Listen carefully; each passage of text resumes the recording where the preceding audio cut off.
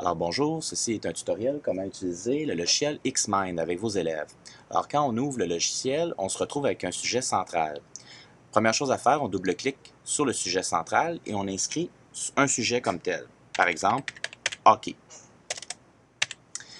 Quand on a terminé, on appuie sur la touche retour une première fois, ça confirme notre entrée. Et si on appuie sur le retour une deuxième fois, ça nous crée un premier sujet principal. Alors, à l'intérieur de celui-ci, si je double-clique, je pourrais écrire un sous-sujet. Et si j'appuie encore sur Entrée, ça va me créer un deuxième sujet principal. Alors ici, je pourrais parler des règlements, par exemple. Et ainsi de suite. Je pourrais parler, par exemple, des nouveaux joueurs. Et je vais arrêter là. Maintenant, dans mes équipes, je veux avoir d'autres sous-sujets.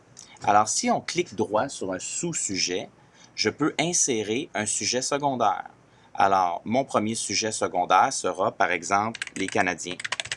Et mon deuxième, encore en appuyant sur Entrée, ça va être les Bruins. Et je pourrais continuer comme ça. Si, par exemple, je me crée un sujet, règlement, je décide qu'il va avec les nouveaux joueurs.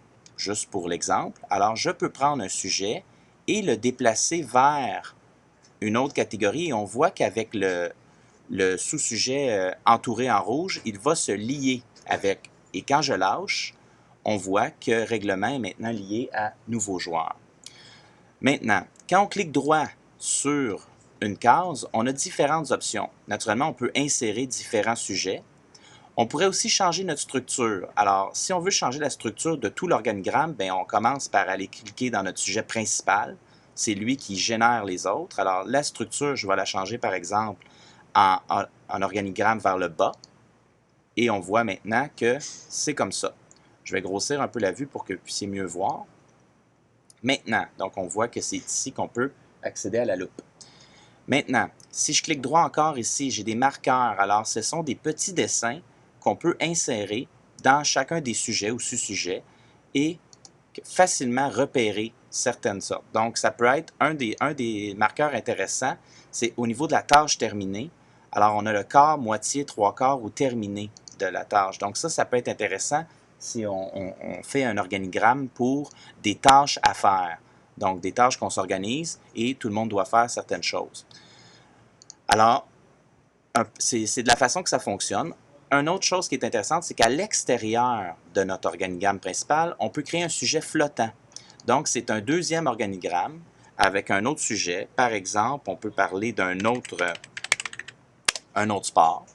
Et là, dans celui-ci, quand je clique sur Entrée, il ne se lie pas avec, il crée comme un autre sujet flottant, mais on peut le lier à baseball. Alors, je pourrais parler, par exemple, encore une fois des joueurs, là, pour l'exemple, et le lier, quand on s'approche, à mon sujet baseball, et ainsi de suite. Donc, si j'ai plus qu'un sous-sujet, je prends appuyer sur Entrée, je change mon règle, ensuite les stades, les villes, OK, et vous comprenez le principe. Je peux, en tout temps, prendre un sujet flottant et aller le lier à un autre. Alors, je pourrais décider que, par exemple, baseball vient se lier à règlement et automatiquement, j'aurai ma structure qui est ajoutée. Notez ici que, je vais faire un petit zoom, que toute notre organisation est décrite aussi ici sur une autre façon en sous-dossier et dossier, ce qui est un avantage. Chaque case, on peut changer des trucs. Donc, on peut changer ici la structure, on peut changer la police de caractère. Donc, j'ai accès à toutes les polices de caractère. Il faut que je double-clique pour être avec du texte sélectionné. Et là, je pourrais dire, bon, ben par exemple, je le veux en plus gros. Et ça fait les modifications. Je peux changer mes couleurs. Alors ici, je peux changer mes couleurs et à ce moment-là, je peux personnaliser. Maintenant que notre carte est terminée, il reste à l'exporter. Donc, je vous montre trois façons simples. La première, c'est d'aller dans Fichier et... on ne peut pas l'imprimer. Donc, on va commencer par l'enregistrer. Je vais l'appeler hockey. Je vais mettre ça sur le bureau. Parfait. Donc, je peux exporter ma carte. Et là, je peux l'exporter simplement en image. Alors, j'appuie sur Image, je fais Suivant.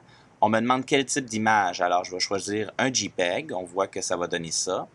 Et je l'envoie où? Alors, je vais l'appeler carte hockey sur le bureau.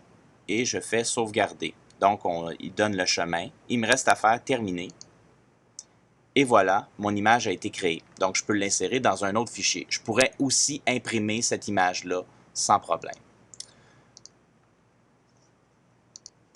Pour imprimer le document, bien, vous avez accès ici au petit logo impression. Quand on appuie dessus, on a une fenêtre d'impression qui s'affiche. Alors, je fais suivant, simplement. Et là, on choisit notre imprimante, comme d'habitude, et on peut imprimer sur du papier. On peut aussi enregistrer en PDF.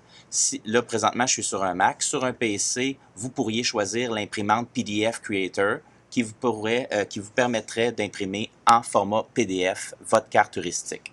Voilà, fin de la capsule.